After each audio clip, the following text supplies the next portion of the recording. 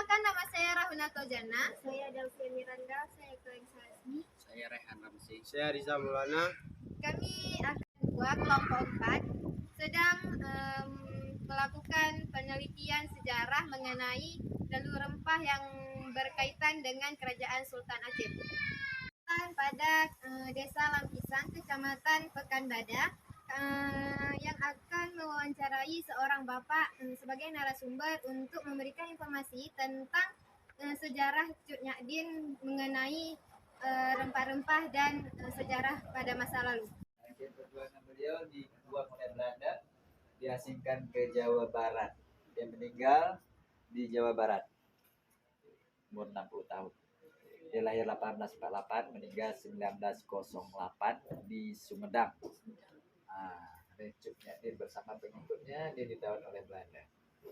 Dia menangis karena rakyatnya menderita.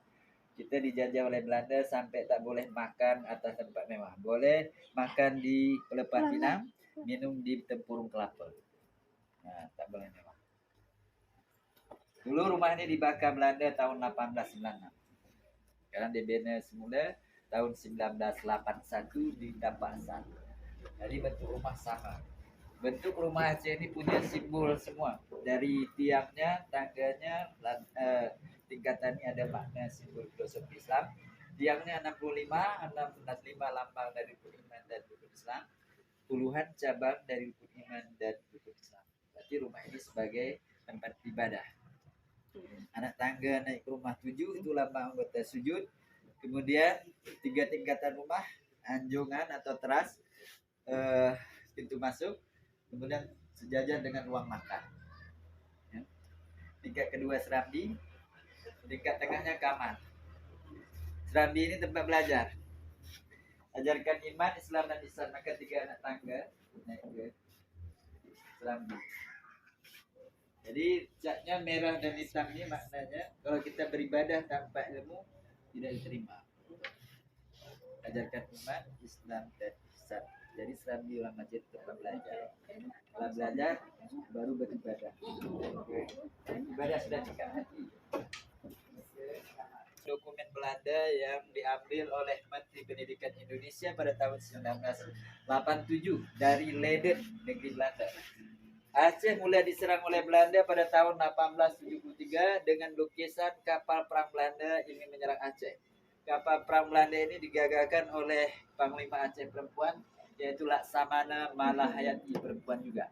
Berarti Cunyadi ini satu masa dengan Malahayati, tapi Malahayati Panglima Angkatan Laut, Cunyadi Panglima Angkatan Darat. Belanda menyerang kedua Aceh dengan menggunakan orang Indonesia untuk politik adu domba. Ini disebut tentara Marsosi orang Aceh. Ini kalau orang Aceh sebut dia Belanda hitam. Jadi dalam masa penyerangan kedua, para pejuang Aceh sempat jadi tawanan Belanda. Mereka ditugaskan kerja rodi dalam keadaan tangan ikat. Kerja paksa zaman Belanda disebut kerja rodi. Kalau Jepun kerja romusa namanya. Ini Menteri Pendidikan Indonesia pada masa Presiden kedua Soeharto, Menteri Fuad Hasan yang bawa semua gambar ini daripada Leiden negeri Belanda. Jadi semua dokumen Aceh ada di Belanda. Terus diserang tempat tinggal keluarga Tengku Umar di Melabuh, Aceh Barat. Namun keluarga Tengku Umar tidak sempat ditawan, hasilnya nihil atau gagal. Belanda mereka juga bernasib yang sama dengan pejuang yang lain. Setelah ditawan jadi bekerja rodi dalam keadaan tangan diikat. Sampai orang tua pun nggak sanggup berdiri dia. Jadi suruh kerja paksa.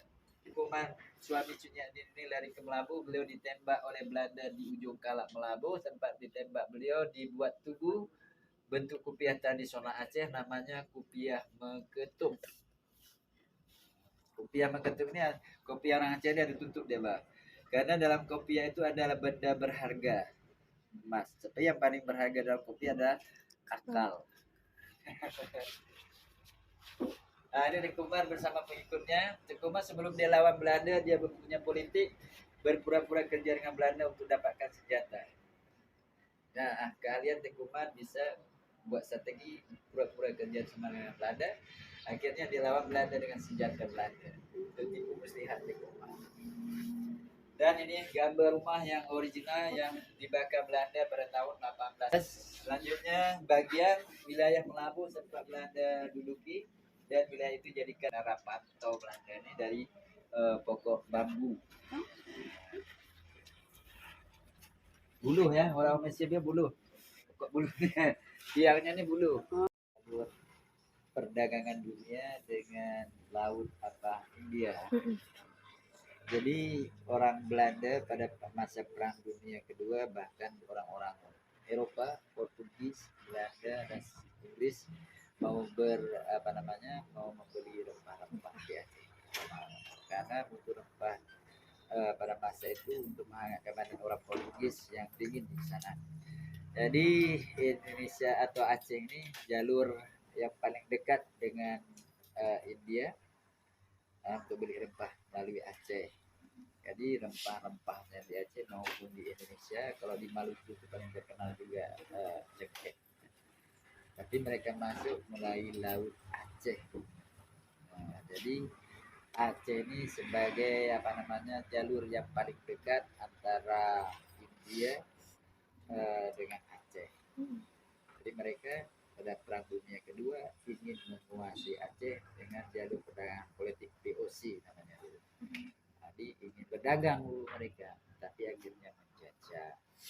Kalau cerita yang masalah perdagangan Belanda dengan kerajaan Aceh, orang Aceh tidak mau berjual beli dengan orang-orang kafir, ya. Maka digunakanlah Teku Umar sebagai pembelinya sahamnya dari Belanda, masuk ke Aceh. Itulah kira-kira yang saya tahu. Mungkin kalau di buku tentang sejarah perdagangan rempah-rempah di Aceh ada ditulis. Makasih Pak. Ya, askar Belanda. Ini surat kuasa daripada Teku Umar sebagai Gubernur Jenderal Panglima Perang Besar Gubernur Hindia Belanda.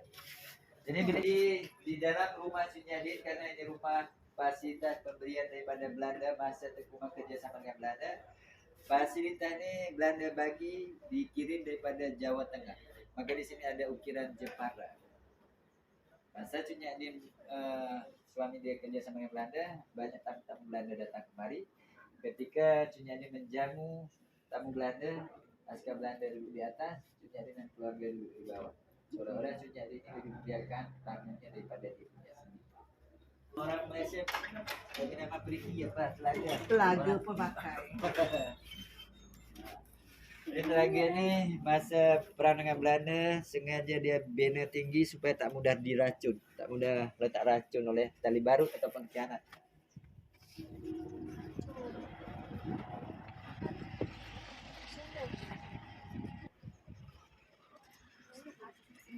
Ada. Negara Rencong, Rencong ini ada 3 nama Rencong di sini. Yang 2 di atas itu tak ada ukiran di gagangnya, namanya Rencong juga. Yang ada ukir di gagangnya, di tempat pegang itu ada ukiran, ada hiasan emas, itu namanya Rencong Siwa. Sedangkan yang lurus gagangnya namanya Rencong Udoy. Rencong Udoy ini digunakan untuk pisau dapur biasa, bukan senjata perang. Sedangkan senjata perang Rencong juga yang dipegang oleh pengawal atau asisten diraja. Kalau raja pegang dia ada ukiran. Bahkan ada nama ada kelambu, sedangkan pengawal dia tak ada kelambu tempat tidurnya. Karena tugas pengawal dia menjaga, tak boleh tidur nyenyak. Boleh tidur karena tidur kita, tapi tak boleh tidur nyenyak. Sedangkan pembantu dapur boleh tidur nyenyak karena kerja 24 jam satu hari, dia boleh tidur nyenyak. Bisa pikir masak sedap. Perawakan Sunyadin dan Teku Umar. Ini Sunyadin. Ini lukisan juga dari pelajar Aceh. Tradisional Aceh ada 3 warna tirai dinding, 5 lapis kelambu, kemudian langit-langitnya daripada kuning ya, warna bangsawan. Nah, jadi setiap warna ini ada makna simbol filosofi dia. Kita lihat dia punya bilik lebih kecil daripada kamar dayang dan pembantu dapur. Tapi istimewa dia dengan warna-warna ini. 5 lapis kelambu. 5 warna kain kelambu ini maknanya seorang penguasa, ya, dia berilmu tinggi. Kemudian dia punya tenaga energi, dengan ilmu dia bekerja dengan ilmu bijaksana. Kalau dia bijaksana, ampun dosa dan dapat rahmat, kemuliaan, kesejukan. Kita juga lahir kita ini daripada segumpal darah, kemudian perintah cari ilmu, bekerja dengan ilmu, namanya bijaksana dan ampun dosa. Nah, kemudian tirai dinding kita dibatasi dengan kemenangan oleh dalam Islam ini. Gunakan energi cari ilmu lawan kebodohan baru dapat kemenangan, kejayaan. Maka orang berilmu tinggi derajatnya diangkat oleh Allah. Yarfa'ullah bi ilmi darajat. Ada musyawarah, ada zikir, baca Quran dan khidmat. Itu adabnya orang Islam masuk kamar. Karena kita ini bukan untuk tidur ya. Untuk belajar berkhidmat.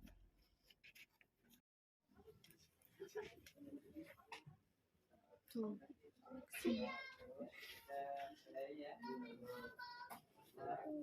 Enak kan kamar dulu. Ya, aku tidur sini dah lah. Kipas-kipas dulu nggak ada kipasannya. Kipasnya kayak gini kan, dinding. Kan ada dayang-dayang itu kan kayak pembantu dia untuk kipas-kipas.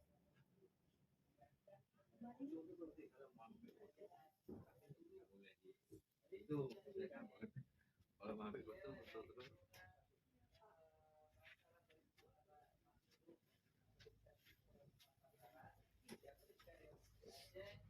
Quran hafal ribu-ribu hadis tapi dia untuk menghancurkan Islam.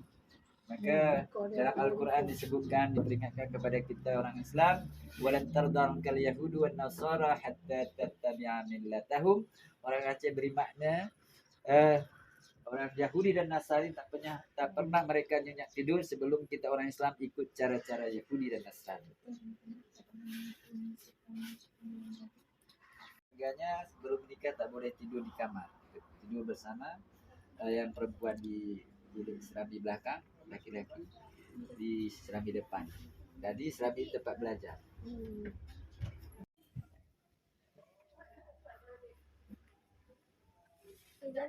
Kan? Ini cuma video kayak ini.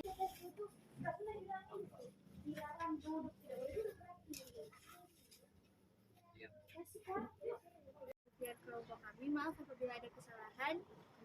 Kami pamit undur diri. Assalamualaikum warahmatullahi wabarakatuh.